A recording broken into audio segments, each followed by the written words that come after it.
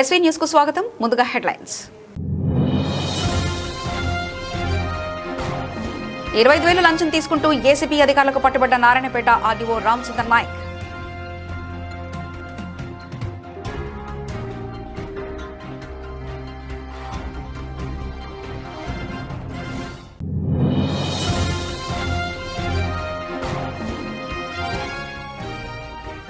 రాష్ట్ర వ్యాప్తంగా ఆర్టీసీ కార్మికులు జేఏసీ సమ్మె పిలుపు మేరకు సిద్దిపేట జిల్లా హుస్నాబాద్ ఆర్టీసీ డిపోలో కార్మికుల సమ్మె.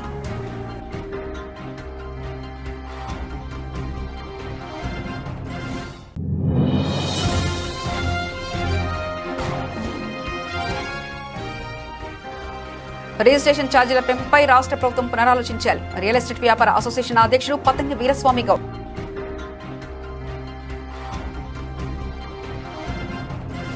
యాదాద్రి భువనగిరి జిల్లా వల్లిగొండ మండల పరిధిలో ఉన్న నర్సాయిగూడెం, లోతుకుంట, గొల్లపల్లి పరిధిలో ఉన్న బూర్లగడ్డ గ్రామాల్లో వడ్ల కొనుగోలు కేంద్రం ప్రారంభించారు market chairman Bhimanayak, vice chairman Mallareddy. ఈ కార్యక్రమంలో జిల్లా నాయకులు పాసం సత్యరెడ్డి, తుమ్మల శ్రీనివాస్, తుమ్మల సంతోష్, కాసుల వెంకన్న, బత్తిని సహదేవ్, నరేందర్, జక్కా జంకారెడ్డి, నర్సాయిగూడెం గ్రామ సర్పంచ్ పసల జ్యోతి, అధ్యక్షులు Tummala Lavanya, secretary Kata Manjula, Vemulakonda Santosha, VOA Pasalarani, Lothugunta sarpanch Rachakonda Ramulu, ward member జిల్లా నాయకులు రాచకొండ కృష్ణ. బూర్లగడ్డ మార్కెట్ ప్రారంభోత్సవంలో సర్పంచ్ రాణి మధు, అనురాధ, రాజేశ్వరి, రాధిక, లింగమ్మ, వార్డు మెంబర్లు, ఉప సర్పంచ్లు, రైతులు తదితరులు పాల్గొన్నారు. నాయకులు మీడియా ద్వారా మాట్లాడుతూ రైతులు ప్రభుత్వం నిర్ణయించిన గిట్టుబాటు ధరకు పంటను అమ్ముకోవాలని, దళాలను నమ్మి మోసపోవద్దని, వడ్లను మ్యాచర్ వచ్చే విధంగా రైతులు ధాన్యాన్ని అందుబాటులో ఉంచుకోవాలని కోరారు. వ్యవసాయ మార్కెట్లలో ప్రతి గ్రామంలో మార్కెట్లో ఓపెన్ చేయాలనే ఉద్దేశంతో 20 తారీఖు నాడు ఎమ్మెల్యే గారు మన ఒలిగొండ మార్కెట్ ఒక 4 విలేజ్లలో కూడా ఓపెన్ చేయడం జరిగింది. వారికి ముందుగా ఓపెన్ చేసి అన్ని మార్కెట్లను కూడా ఓపెన్ చేయాల్సిందిగా ఆదేశాలు జారీ చేయడం జరిగింది. వారికి ప్రత్యేకంగా కృతజ్ఞతలు తెలియజేస్తున్నాం. ఈరోజు దాదాపు 11 విలేజ్లలో ఈ కార్యక్రమం అంటే ప్రారంభ కొనుగోలు కార్యక్రమాలు చేయడం జరుగుతుంది. ఫస్ట్ తుర్కపల్లిలో 9 గంటలకు చేసిరు. దానికి ప్రత్యేకంగా మన మార్కెట్ చైర్మన్ గారు మరియు భీమ్లా నాయకు మరియు వైస్ చైర్మన్ మల్లారెడ్డి గారు మరియు ఏపీఓ అంజయ్ గారు అందరూ కూడా వివిధ గ్రామాల నుంచి వచ్చినటువంటి పెద్దలు, అట్లనే ఒలిగొండ వ్యవసాయ మన నరేందర్ రెడ్డి గారు వారు కూడా పాల్గొన్నారు, జంగారెడ్డి, వీళ్ళందరికీ కూడా ప్రత్యేకంగా కృతజ్ఞత తెలియజేస్తున్నాం. కాంగ్రెస్ గవర్నమెంటు అంటే రైతుల గవర్నమెంటు. ఆ రోజు దాదాపు అన్ని సీరియల్ అన్నీ అయిపోయినా కూడా వడ్లు స్టార్ట్ కాకపోయేది. ఈరోజు దాదాపు 30-40 సీరియల్ అయినా కాగానే గవర్నమెంటు కొనుగోలు ప్రారంభిస్తుంది. మన రేవంత్ రెడ్డి ప్రభుత్వానికి మరొకసారి కృతజ్ఞత తెలియజేస్తున్నాం. రైతులు వడ్లు జోకిన వారం రోజులలోనే పైసలు పడుతున్నాయి. అప్పుడు దాదాపు ఒక నెల 2 నెల రోజుల దాకా కూడా పైసలు పడపోయేది. ఇప్పుడు మాత్రం కాంగ్రెస్ గవర్నమెంట్ వచ్చినాక వెంటనే కొనుగోలు అయిన వారం రోజులలోనే పైసలు పడుతుంది. వారికి గవర్నమెంట్కు ప్రత్యేకంగా కృతజ్ఞతలు తెలియజేస్తున్నాం. మరి ఈ బీఆర్ఎస్ ప్రభుత్వం ఎన్నో విధాలుగా ప్రభుత్వాన్ని అయితే ఈరోజు మనం వడ్ల కొనుగోలు చేస్తున్నటువంటి ప్రభుత్వానికి మరొక ధన్యవాదాలు తెలియజేస్తున్నాం. రైతులు కూడా అందరూ మధ్యన దళారులకు అమ్మకుండా వీళ్ళు మన మార్కెట్లకు తీసుకొచ్చి అమ్ముకుంటే ఎంతో లాభం కూడా జరుగుతుందని ఈ సందర్భంగా తెలియజేస్తూ ఇక్కడికి వచ్చేసిన మన సర్పంచ్ గారికి, అందరికీ, మన సీఎం గారికి అందరికీ ప్రత్యేకంగా ధన్యవాదాలు తెలియజేస్తున్నాం. అందరికీ నమస్తే. రైతులకు యాదాద్రి డిస్టిక్ వలిగొండ మండలం రైతులు అన్నీ ఓపెనింగ్ మొన్న నుంచి ఎమ్మెల్యే గారు వచ్చి మొన్న ఓపెన్ చేశాడు. ఇప్పుడు మనం చేస్తున్నాం. సర్పంచులు, వార్డు మెంబర్లు, మీడియా మిత్రులు, మా అధ్యక్షులు వారు సత్యరెడ్డి గారు, అందరి లీడర్ల నమస్తే. అయితే అన్నీ ఈ రోజుకు దాదాపుగా అన్నీ ఓపెనింగ్ అయిపోతాయి. ఇది ఐకేపీ అన్నీ ఓపెన్ అయిపోతున్నాయి. మిగిలినవి కొన్ని వేరే మన సింగల్ విండో ఉంటున్నాయి. అది కూడా 1-2 రోజులలో తగ్గించాడు. ఈరోజు చేద్దామని ప్లాన్ చేస్తున్నాం అని ప్రభుత్వము ఆల్రెడీ స్టార్ట్ చేసారు. 3 లక్షల మన ఒలిగొండ మండలి 3 లక్షలు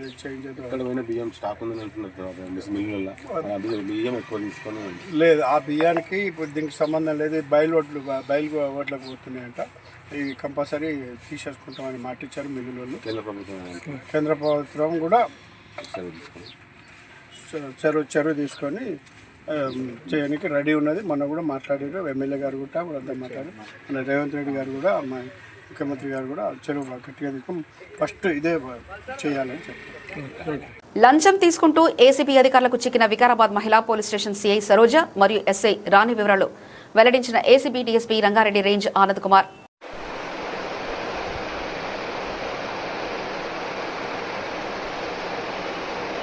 తీసుకున్నాను క్యాష్ 20,000 రూపాయలు తీసుకుంటాను. ఫస్ట్ ఆల్రెడీ తీసుకున్నారు. ఈరోజు మళ్ళీ ఇంకొక తర్వాత 20,000 రూపీస్ తర్వాత మళ్ళీ ఇవ్వమన్నారు. కానీ అతని దగ్గర లేకుండా మా దగ్గర వచ్చినప్పుడు అప్రోచ్ అయినప్పుడు ఆ 20,000 లేదంటే సరే అని చెప్పేసి మేము ఆర్సీఓ కింద కేసు రిజిస్టర్ చేసుకొని వచ్చాం. ఎన్నిసార్లు ఇచ్చింది ఒకసారి ఇచ్చారండి. టోటల్ 40,000లో 20,000 రూపీస్ ఒకసారి ఇచ్చాం. ప్రాపర్టీస్ ఏమైనా సీజ్ చేసేస్తారు, స్థాయికి మించి ఏమైనా గుర్తించారు? ఇప్పుడు ఆల్రెడీ అది మా ప్రొసీజర్ ప్రకారం హౌస్ సెర్చ్ అదంతా జరుగుతుందండి. అది ప్రొసీజర్ నడుస్తూ ఉంది. ఇంకా మొత్తం డీటెయిల్స్ అవన్నీ రాలేదు. వచ్చిన తర్వాత ఇన్ఫర్మేషన్ ఇస్తాం. ఆన్లైన్కి సంబంధించిన సార్ ట్రాన్సాక్షన్ అది వెరిఫై చేస్తామండి. వాళ్ళ ఫోన్స్లో మేము అవి కూడా వెరిఫై చేయడం జరుగుతుంది. 20,000 ఎవరికి ఇచ్చారు సార్? సిఐకి ఎస్ఐకి? ఫస్ట్ ఇన్స్పెక్టర్ గారి ముందు ఎస్ఐ గారికి ఇవ్వడం జరిగింది. ఇద్దరు సమక్షంలోనే ఇచ్చినాం. అంటే ఎవరు దొరికింది సార్ దాంట్లో? పట్టుకోవడం ఎవరు పట్టుకున్నారు అమౌంట్? అదే అండి, ఎస్ఐ గారు తీసుకున్నారు ఇన్స్పెక్టర్ గారి సమక్షంలో ఆ రోజు 20,000 అని చెప్పి మాకు కంప్లైంట్ ఉంది దాంట్లో. Thank you. మాకు ఒక కంప్లైంట్ వచ్చింది. ఇట్లా ఈ ఉమెన్ పోలీస్ స్టేషన్ వికారాబాద్లో ఆయన పైన ఒక వ్యక్తి ఇప్పుడు తాండూరులో ఉంటారు. ఆయన పైన కేసు పెట్టడం జరిగిందని చెప్పేసి అక్కడ పోలీస్ స్టేషన్కి పిలిపించడం జరిగిందని చెప్పాడు. ఏమైంది అని అంటే ఈ పోలీస్ స్టేషన్లో ఆయన పైన ఒక 498A కేసు అంటే ఐపీసీలో రిజిస్టర్ చేశారు. అది పాతకాలంది. దాంట్లో మీరు రండి అని చెప్పారంట. సరే ఇక్కడికి వచ్చి చూస్తే అది హరాస్మెంట్ కింద అతని పైన ఒక కేసు రిజిస్టర్ అయింది. అది వాళ్ళ వైఫ్ ని సతాయిస్తూ harassment, physical and mental harassment చేసినారని చెప్పేసి దాంట్లో ఒక కేసు రిజిస్టర్ చేశారని 498 కింద అని చెప్పేసి అతనికి చెప్పడం జరిగింది. దాని తర్వాత అతనితో పాటు అతనికి వాళ్ళ మదరు ప్లస్ సిస్టర్స్ పైన కూడా కేసు రిజిస్టర్ చేయడం జరిగింది. టోటల్ 6 మెంబర్స్ ఉన్నారు. దాంట్లో ఒక్కొక్కరికి 10,000 చొప్పున ఇస్తే ఆ 6గురికి కలిపి నోటీసెస్ ఇస్తాము అని చెప్పేసి చెప్పడం జరిగిందని చెప్పి అతను మాకు చెప్పాడు. 60,000 రూపీస్లోంచి ఇతను రిక్వెస్ట్ చేయగా 40,000 రూపీస్కి ఒప్పుకోవడం జరిగింది. ఈ 40,000 రూపీస్ లంచంగా డిమాండ్ చేయడం జరిగిందని చెప్పేసి ఎవరు అని అంటే ఇక్కడ ఉన్న ఇన్స్పెక్టర్ గారు సరోజ గారు, తర్వాత ఎస్ఐ రాణి గారు ఇద్దరు కలిసి 40,000 రూపాయలు డిమాండ్ చేశారు.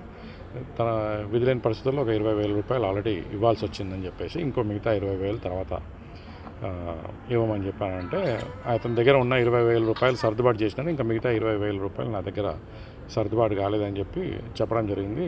ఆ యొక్క కంప్లైంట్ని మేము రిజిస్టర్ చేసుకున్నాము. రిజిస్టర్ చేసుకున్న తర్వాత వెరిఫై చేసుకున్న తర్వాత కొంచెం ఎవిడెన్సెస్ అవి కూడా మాకు లభ్యం అవ్వడం జరిగింది. దాని తర్వాత ఈరోజు ఇక్కడ వచ్చేసి ఆ ప్రాసెస్లో ఎంక్వైరీ చేస్తున్నామండి. దాంట్లో సరోజ గారిని ప్లస్ ఈ రాణి గారిని ఇద్దరిని విచారణ చేస్తున్నాం ఈరోజు ఇక్కడ. అసెంబ్లీ ఎన్నికల మేనిఫెస్టోలో ఇచ్చిన హామీలు నెరవేర్చినందుకు స్వచ్ఛందంగా సమ్మె చేస్తున్నామని, ఆర్టీసీని ప్రభుత్వంలో విలీనం చేయాలని మరియు మా న్యాయమైన డిమాండ్లు నెరవేర్చే వరకు సమ్మె కొనసాగిస్తామని వికారాబాద్ ఆర్టీసీ కార్మికులు డిమాండ్ చేశారు.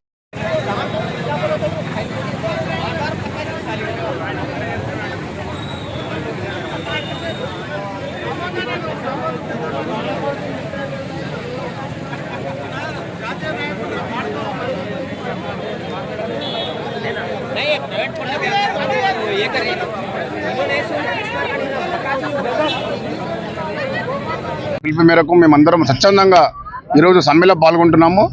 ఇక్కడ యూనియన్ నాయకత్వం అనేది లేకున్నా కానీ మేమందరం స్వచ్ఛంగా సమ్మెలో పాల్గొంటున్నాము. గతంలో కూడా ఎన్నో యూనియన్లు ఉన్నా కానీ ఇంతమంది రాలేరు. ఈరోజు ప్రతి ఒక్క కార్మికుడు తన కడుపు ఖాళీ బయటకు వస్తున్నారు. గతంలో రేవంత్ రెడ్డి గారు ఏమన్నారు, నేను ఆర్టీసీ కార్మికులను కడుపులో పెట్టి చూసుకుంటా అన్నాడు. ఇప్పుడు కాళ్ళ కింద పెట్టి చూసుకుంటున్నాడు. మాకు దయచేసి ఇప్పటికైనా చర్చలకు పిలిచి వెంటనే మా యొక్క డిమాండ్లను పరిష్కరించి ఈ సమ్మెను విరమించాలని మేము కోరుతున్నాము. ఈ సమ్మె ప్రారంభించినాము. మా గొంతమ్మ కోరికలు ఏం లేవు. మా అన్నగారు ఇందాక చెప్పినట్టు సీఎం గారు వచ్చే ముందు మేనిఫెస్టోలో పెట్టిన అంశాన్ని మాకు రాగానే ఆ సీఎం గారు చేయలేరు కానీ నేను వెంటనే మీ సమస్యలను పరిష్కరిస్తానన్నాడు. దయచేసి మాకు ఏ కోరికలు లేవు. మేము చిన్న జీతగాళ్ళం, మేము జీతం చేస్తే తప్ప మా ఇల్లు గడవదు. కాబట్టి మాకు ఇచ్చిన హామీలను మాకు ఇవ్వమని మాకు చెందాల్సినవి మాకు చెల్లించమని మేము అడుగుతున్నాం అంతే తప్ప ఆయన మీద మాకు ఎలాంటి కోపం లేదు. అన్ని మంచిగా చేస్తున్నాడు. మరి ఆర్టీసీ వరకు వచ్చేసరికి ఇంతగానే ఎందుకు మండి వైఖరి చూపిస్తున్నారో మాకు అర్థం అవ్వట్లేదు. కానీ మేము ఏం ఆశ పెట్టుకున్నామంటే ఆ సీఎం గారు చేయలేరు, ఈయన కొత్తగా నూతనంగా వస్తున్నాడు కాబట్టి నూతనంగా చూస్తామేమో, మా నూతన ఉత్తేజాన్ని మేము పొందగలుగుతామేమో అనుకున్నాం. కానీ మేము చాలా సఫర్ అయిపోతున్నాము. దయచేసి మీరు ఇచ్చిన హామీలను మాకు చెల్లించి మేము మళ్ళా ఎట్లా అంటే అబ్బా ఆ సీఎం కంటే ఈ సీఎం బెటర్ అంటే ఆయనతో నేను తక్కువ పోల్చట్లేదు, ఆయన ఎక్కువ పోల్చట్లేదు. కానీ మాకు ఇచ్చిన హామీలు మీరు నెరవేరిస్తే అంతే చాలు. మేము అందరం జేఏసీగా వాళ్ళు హామీలు నెరవేర్చే వరకు మేము జేఏసీగా మాకు ఏ యూనియన్ లేదు, ఇప్పుడు ఏమీ లేదు మాకు సపోర్ట్ చేయడానికి. పై అధికారులు కూడా మేము పైన ఎదిగినే ఉన్నారు, కానీ మేము భయపడట్లేదు. పోతుంది ఉంటుంది అంతే. కూల్ చేసుకొని బతకడం బెటర్ అనిపిస్తుంది డ్యూటీ చేసే కంటే. మేము సాయంత్రం పోతే పండుకుంటే మళ్ళీ తెల్లారే వరకు వస్తాను, మేలుకో కూడా వస్తలేదు, అంత కఠినమైన డ్యూటీలు చేస్తున్నాం. దానికి మాకు ప్రతిఫలంగా ఏదన్నా మేము అడిగింది మీరు చెప్పిందే మేము ఏమని చెప్తున్నాం. దానికి మీరు వెనకంజ ఎందుకు వేస్తున్నారో మాకు అర్థం లేదు.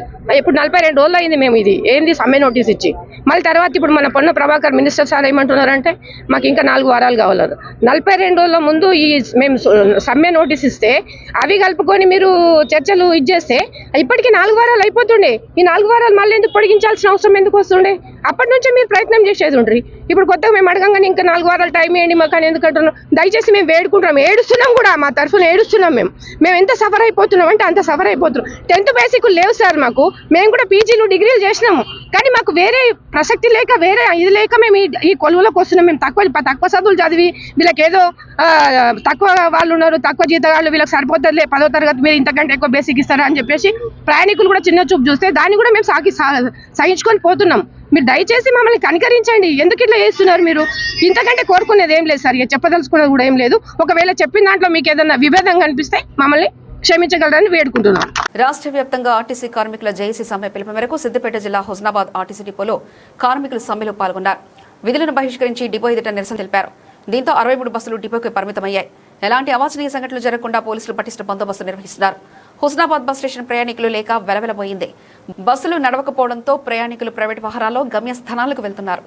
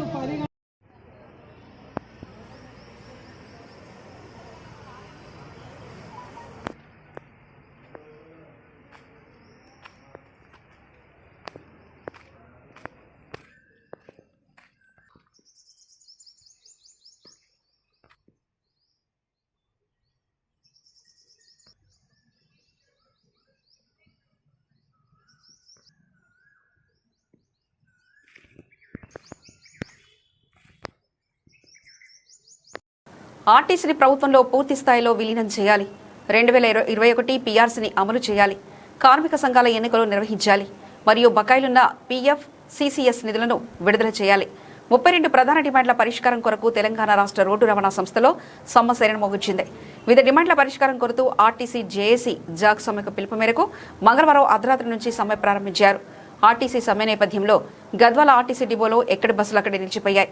రవాణా స్తంభించిపోవడంతో ప్రయాణికులు ఇబ్బందులు ఎదుర్కొంటున్నారు. ఆర్టీసీ సిబ్బంది సమ్మెలో పాల్గొని తమ డిమాండ్లను పరిష్కరించాలని డిమాండ్ చేశారు. గద్వాల డిపోలో పరిస్థితి Gadwal CI T Srinu, SI Kalyan Rao పరిశీలించారు. ఎలాంటి అవాంఛనీయ సంఘటనలు జరగకుండా భారీ పోలీస్ బందోబస్తును ఏర్పాటు చేశారు. ప్రైవేట్ బస్సులు, ప్రైవేట్ సిబ్బంది సహాయంతో ఎలాగైనా బస్సులు నడుపుతామని ఆర్టీసీ డీఎం సునీత అన్నారు.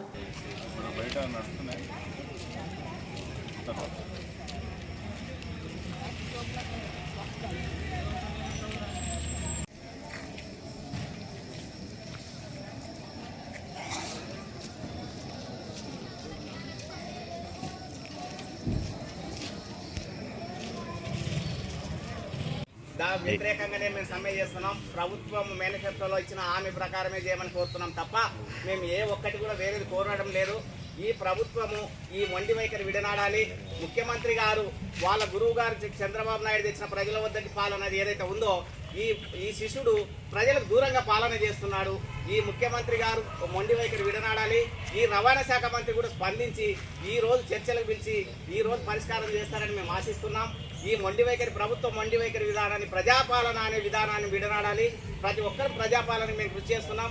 ఈ రోజు మహాలక్ష్మి స్కీము సక్సెస్ఫుల్ గా దక్షిణ భారతదేశంలో నడుస్తుందంటే ఓన్లీ ఆర్టీసీ ఎంప్లాయీస్ వల్లనే తప్ప వేరే వల్ల కాదు. ఈ ప్రభుత్వం వల్ల కాదు, ఈ కాంగ్రెస్ పార్టీ వల్ల అసలే కాదు. ఓన్లీ ఆర్టీసీ ఉద్యోగస్తుల వల్లనే ఈ మహాలక్ష్మి స్కీమ్ అనేది సక్సెస్ఫుల్ గా నడుస్తుంది తప్ప వేరేది కాదు. కావాలంటే మీ డిపార్ట్మెంట్ కానీ ఇంటెలిజెన్స్ కానీ విజిలెన్స్ వాళ్ళు కానీ ప్రతి ఒక్కరు మీరు చెక్ చేసుకోండి. ఈ మొక్క ఆర్టీసీ ఉద్యోగుల వల్లనే ఏ ఒక్క చిన్న పొరపాటు జరగకుండా ఎక్కడ బస్ ఆపలేదంటే మా డిఎం గారు ఇక్కడనే ఉన్నారు. ఫోన్ వస్తే మేడం ఆపుతాం మేడం, మళ్ళీసారి జరగదు తప్పు అని చెప్పి మేము ప్రతి ఒక్కటి కూడా చిన్న పొరపాటు నుంచి పెద్ద పొరపాటు వరకు చేయకుండా ఈ మహాలక్ష్మి స్కీమ్ లో ప్రతి ఒక్కరు బలి అయినారు. ఇక్కడ ఉన్న ఉద్యోగస్తులు కూడా ప్రతి ఒక్కరికి ఇంక్రిమెంట్లు బ్యాక్లే ఉన్నాయి. ప్రతి ఒక్కరికి అంత ఇబ్బంది పడుకుంటూ కూడా మేము చేస్తుంటే మా విషయాన్ని ప్రభుత్వం పట్టించుకోకపోవడం చాలా దారుణం. ఈ విషయాన్ని మేము తీవ్రంగా ఖండిస్తున్నాం. ఇదే ముఖ్యమంత్రి గారు అన్ని విషయాలు చర్చించినారు. ప్రజలకి ప్రభుత్వ పబ్లిక్గా హామీ ఇచ్చినారు. మేనిఫెస్టోలో పెట్టినారు. వచ్చి 2.5 సంవత్సరాలు అయింది. అయినా ఈ ప్రభుత్వం మొండి వైఖరి వీడనందువల్ల మేము సమ్మెకు దిగవలసి వచ్చింది. ఏ చివరి ప్రయత్నంగానే మేము సమ్మె చేస్తున్నాం తప్ప ఇది మొదటి విడతగా ఏం కాదు. మా కడుపులు ఖాళీ మేము చేస్తున్నాం తప్ప మా కడుపులు నిండి కాదు. ఇతరులు 4 గంటలు 5 గంటలు ప్రభుత్వ విధానంలో ఉన్న వాళ్ళు పనిచేసి జీతాలు తీసుకుంటే మేము 13-14 గంటలు పనిచేసి మేము అడుగుతున్నాం. ఈరోజు మా తప్ప అని మేము అడుగుతున్నాం. ఇక్కడ డిపార్ట్మెంట్ వాళ్ళని కానీ ప్రభుత్వాన్ని కానీ మీ ద్వారా ప్రభుత్వాన్ని అడుగుతా ఉన్నాం. మేము ఒక్క ప్రభుత్వం దాన్ని ఒక్కరు కూడా మాట్లాడారు మా ఎండి గారు తప్ప వాళ్ళకి ఏదో చేసి పంపడం జరిగింది.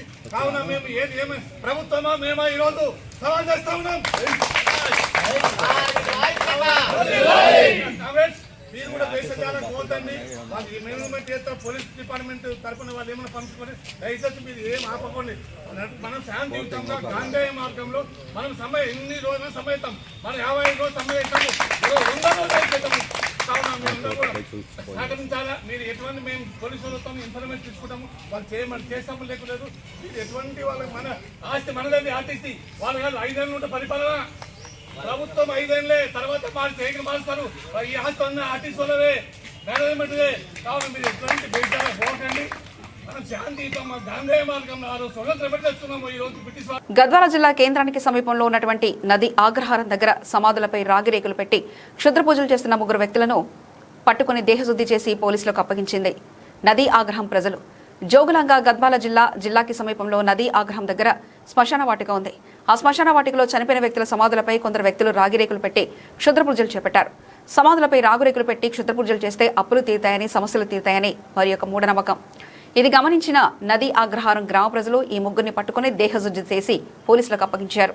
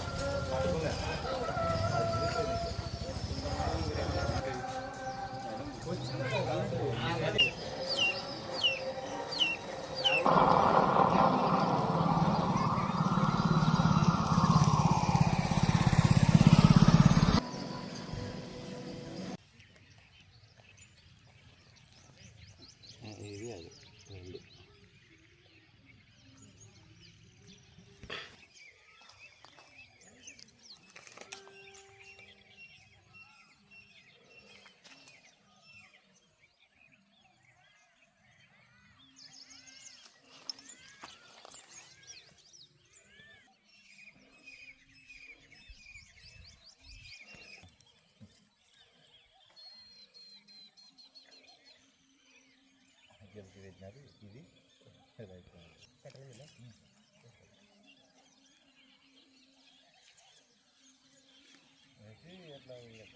ఎట్లా పోయి స్నానం చేస్తున్నాం.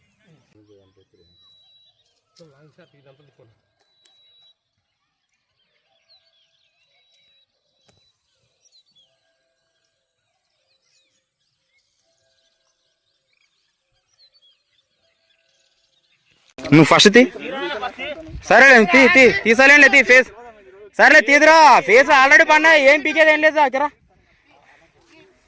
మున్సిపల్ అతను మున్సిపల్ వాడతని మా మామ పనులు తీస్తున్నా వీడియో తీస్తున్నా. నవీన్ అడిది వీడియో ఏంది ఇంగది లోపలిది ఇంకా ఫోటోలు నువ్వు తీ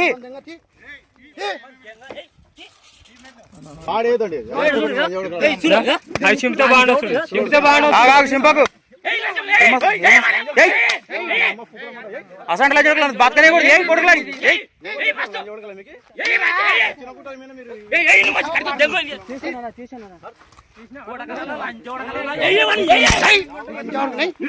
నువ్వు కట్టేసి ఇడ్సు నువ్వు కట్టేది ఇడ్సు ఎవడన్నా అదేనా చేసేది ఇడ్సు మనుషులు పోయి పానాలు వస్తుంటే మడ్డ విడిచి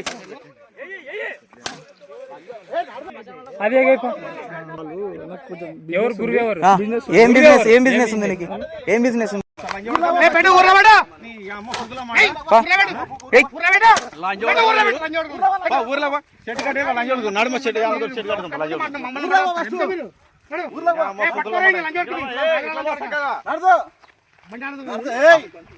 పాపా నడుచు, బండి తాళం వేసుకోపోతాయి పాప బండి.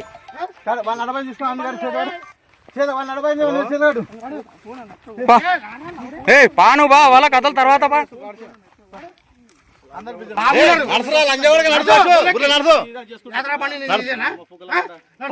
బండి తాళం తీసుకో, బండి తాళం. పటాన్చెరు నియోజకవర్గంలోని బిహెచ్ఎల్ డిపోలో నిలిచిన బస్సులు ఎలాంటి అవాంఛనీయ సంఘటనలు జరగకుండా డిపోల దగ్గర పోలీసులు బందోబస్తు ఏర్పాటు చేశారు.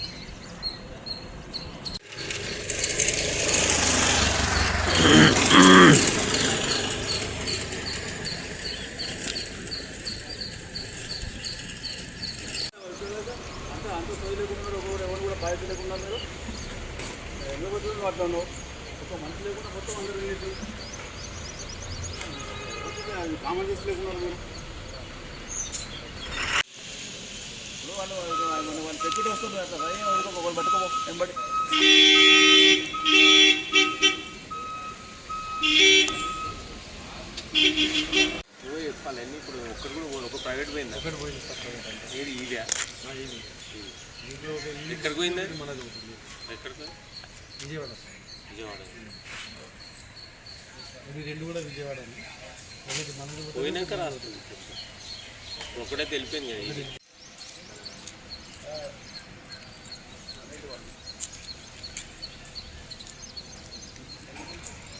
మీరెవరండి? నారాయణపేట జిల్లా మంగళవారం నాడు 25,000 లంచం తీసుకుంటూ ఏసీపీ అధికారులకు పట్టుబడ్డ నారాయణపేట ఆర్డీఓ రామచంద్ర నాయక్ పూర్తి వివరాలు తెలియాల్సి ఉంది. జిల్లా కేంద్రంలోని బాబా కాలనీలోని ఓ ఇంట్లో కార్యాలయంలో కొనసాగుతున్న సోదాలు.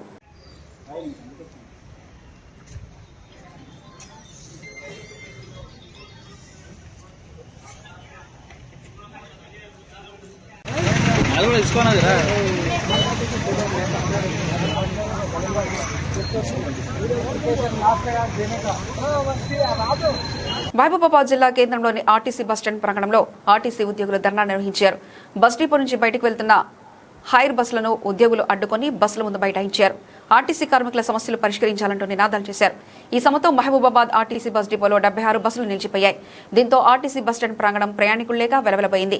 ఈ సందర్భంగా ఆర్టీసీ జేఏసీ అధ్యక్షుడు మల్లిగా మాట్లాడుతూ కాంగ్రెస్ పార్టీ ప్రభుత్వం ఎన్నికల ముందు ఆర్టీసీ కార్మికులకు మేనిఫెస్టోలో ప్రకటించిన ప్రధాన అంశాలైన ఆర్టీసీని ప్రభుత్వంలో విలీనం చేయాలని, పీఆర్సీని ప్రకటించాలని, విశ్రాంత ఉద్యోగులకు రిటైర్మెంట్ బెనిఫిట్స్ వెంటనే ఇవ్వాలని, ఉద్యోగ సంఘాలను పునరుద్ధరించాలని డిమాండ్ చేశారు. మహాలక్ష్మి పథకంలో కష్టనష్టాలకు వచ్చి ప్రభుత్వానికి మంచి పేరును తీసుకొస్తున్నామన్నారు. 40 రోజుల ముందు సమ్మె నోటీస్ ఇచ్చినా ప్రభుత్వం నిమ్మకు నీరెత్తినట్లు ఉందని, కంటి తుడుపు చర్యగా ఐఏఎస్లతో కమిటీ చేసిందని విమర్శించారు. ప్రభుత్వం వెంటనే ఎన్నికల ముందు ఆర్టీసీ కార్మికులకు ఇచ్చిన హామీలను నెరవేర్చాలని, లేని పక్షంలో ఆందోళన కార్యక్రమాలను ఉధృతం చేస్తామని హెచ్చరించారు.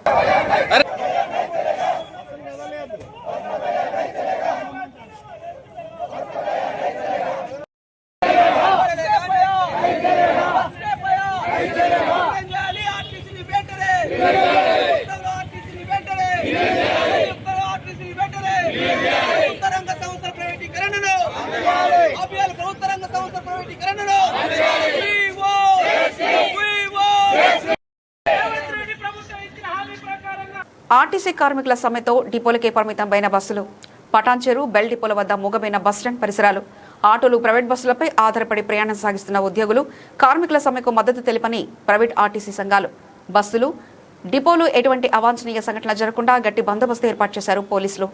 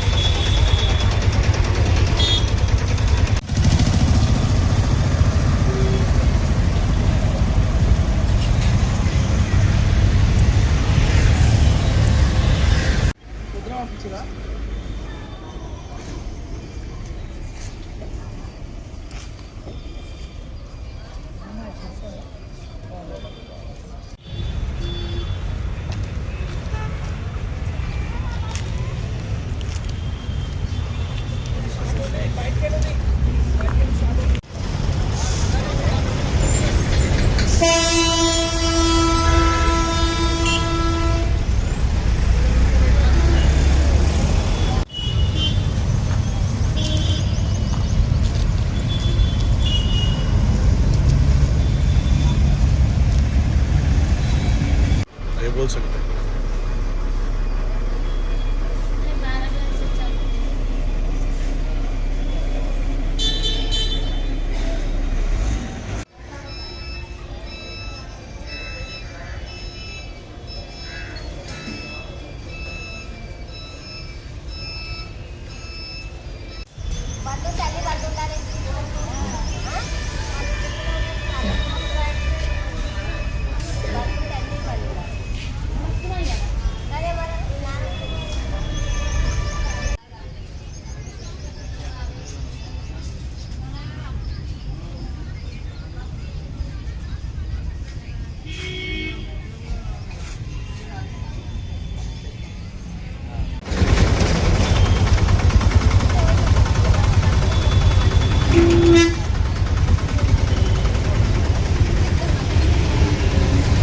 బులెటిన్ ముగించే ముందు హెడ్లైన్స్ మరోసారి చూద్దాం. 25,000 లంచం తీసుకుంటూ ఏసీబీ అధికారులకు పట్టుబడ్డ నారాయణపేట ఆర్డీఓ రామచంద్ర నాయక్.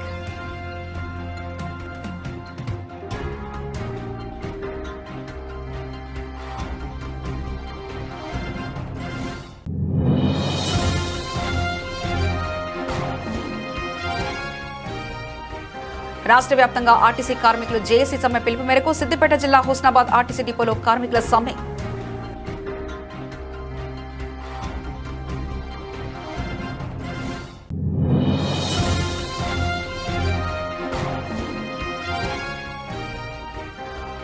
రిజిస్ట్రేషన్ ఛార్జీల పెంపుపై రాష్ట్ర ప్రభుత్వం పునరాలోచించాలి. రియల్ ఎస్టేట్ వ్యాపార అసోసియేషన్ అధ్యక్షుడు పతంగి వీరస్వామి గౌడ్.